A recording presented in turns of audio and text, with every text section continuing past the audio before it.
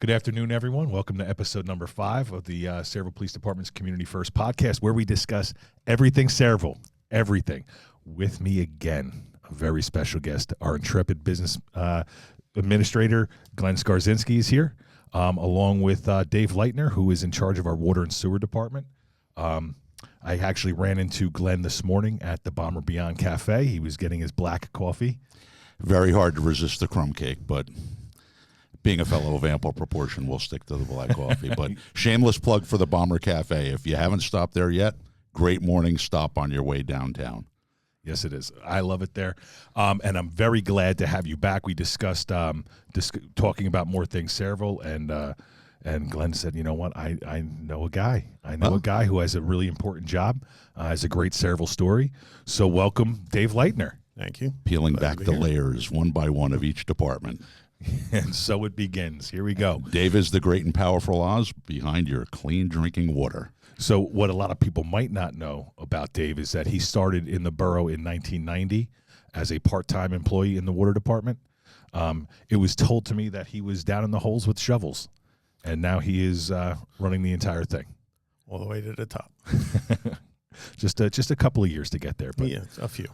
All right. So why don't we discuss all things water? Well, we should, because it's something we take for granted. You get up in the morning, you go to brush your teeth, you turn on the tap, clean water comes out. There's a lot that goes into that, and people. One might wonder.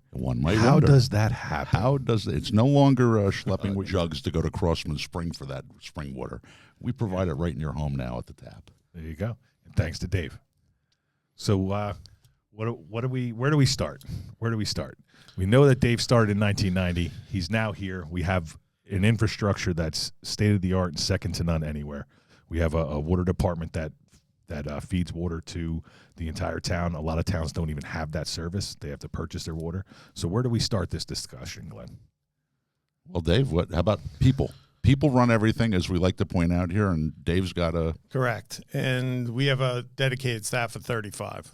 We're here to provide a service to the town and our customer base. We're concerned with providing a product that our residents trust and believe that they can use. That's first and foremost.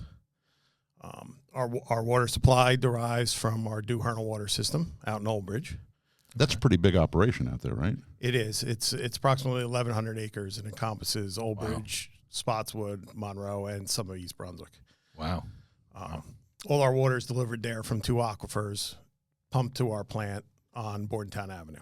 At that point, we treat primarily to remove iron and manganese, some other constituents as well. Annually, we pump about 2 billion gallons of water. Billion with the billion. We sell close to another billion for cooling to the power plants. Wow. Okay, that's the power generation steam plants in town? Correct. Wow, I didn't know that. It's a lot of water. Yeah. So we're talking 3 billion, if my math is correct. Is that 3 total, 2 of it consumable. Wow. Okay. Ooh. See, Sayreville, you're learning something new. So am I. That actually blows my mind a little bit. No. Yeah, and so listen, and it's a very, Dave's tried to explain it to me, but I'm not very bright, which is why I administrate and don't do. But, it's a very complicated process to get that water out of the ground and make it potable. So once it's produced, it's distributed out throughout our pipe network. We have approximately 190 miles or so of water pipe, maybe 140 miles of sewer pipe that takes it away from the home once you're done with it. Wow. A vast enterprise, and one that's a little difficult to upkeep over the years. I mean, we've got pipes, Dave, going back to. I've been on jobs where we dug wood water main out of the ground. It wasn't in service, but it was in the town. It actually sits in our historical society now. Wow, well, that's another interesting thing to go see there. The average age of our pipe is probably in the 70-year or more range. Wow. Well, when does that come time to change? Oh, now. Now? Yes. Yeah. Unfortunately, it's coming to bear on us every day. I mean, anybody going down the street at one time or another has seen a water break or somebody digging to fix. Cops probably more than most. Yes, I've sat and watched people fix those things for 22 years now. And we're going through the capital improvement project of trying to replace pipes as needed in sections as they need it. We're also mandated federally and state to have to replace those pipes and appurtenances within a certain time frame.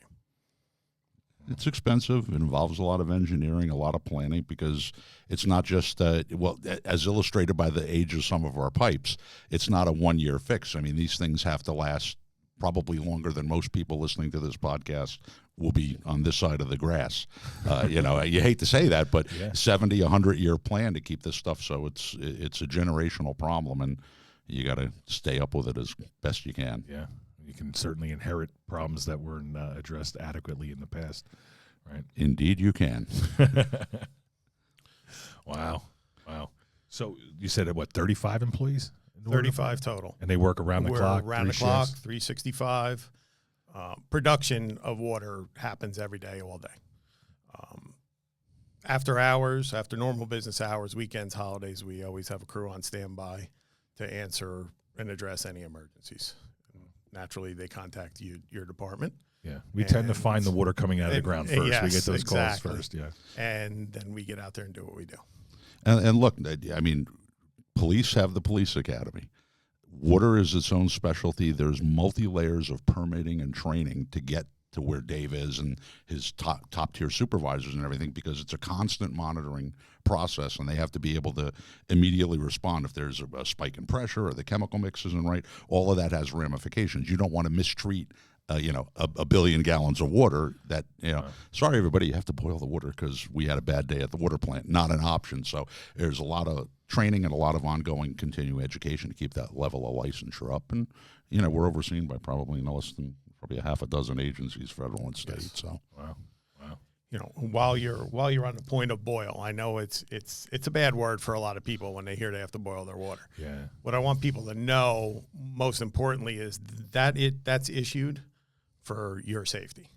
Yeah. It's not necessarily something that we did wrong. If we depressurize a main or we have a break, we're issuing that. If that comes out and you have to be on a boil of water alert, we want you to know that that's for your safety until we test it and we know that it's adequate to drink. So it's not necessarily a bad boiled, thing. Yeah, but it's some requirements do. Sure. With a pressure drop on a water main break, especially, better safe than sorry. Well, that's good to know too, because how many people see those things? You get it on the news, you get the alerts, and then I don't know. I'd probably go drink water from somewhere else first because it makes you nervous, right?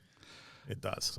So it begs the question, we had a pretty dry winter. How are we making out with the aquifers with all of the rain we had? Are we in good shape? So our aquifers are in good shape right now.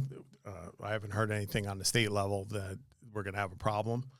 Last year was exceptionally rough on us. Yeah. Aquifer levels dropped. Everybody was in a drought condition. We put out requests to cut back water consumption in the summer during those events. And it's pretty needed that we get that accomplished. Sure. We have a lot of people that don't want to do that. Yeah. I understand, but there are means of watering your lawn. You need to get out there and talk to your professionals on how to do it more efficiently.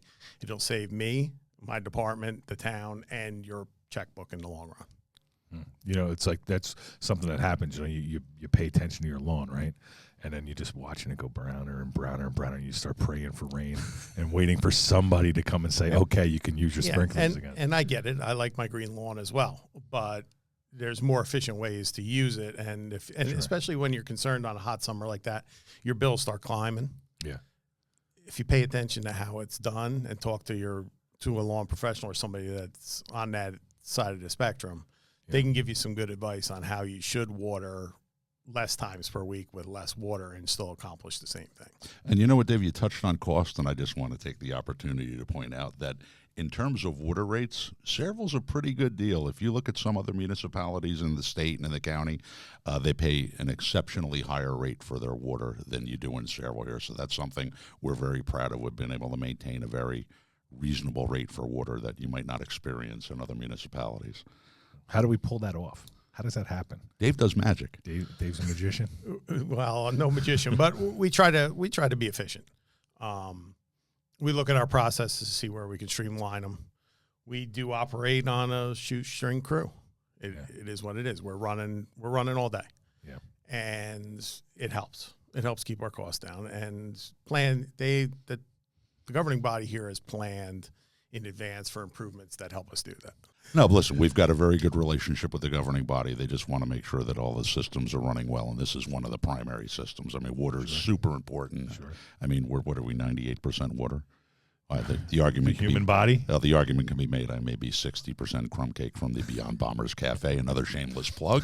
But that being said, no, it's a very, very important part of our operation, and we're very happy to have Dave and his expertise and amazing crews he has out there, and they're just very diligent and they're very responsible, and we appreciate that very much. So much so that they're going to roll out their new logo. We are. Yeah, So you'll be noticing that first on our uniforms as my employees come.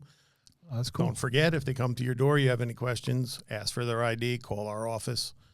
Do not feel uncomfortable about letting them in. There are times when we show up at your door unannounced, high bills, what we think might be leaks in the home.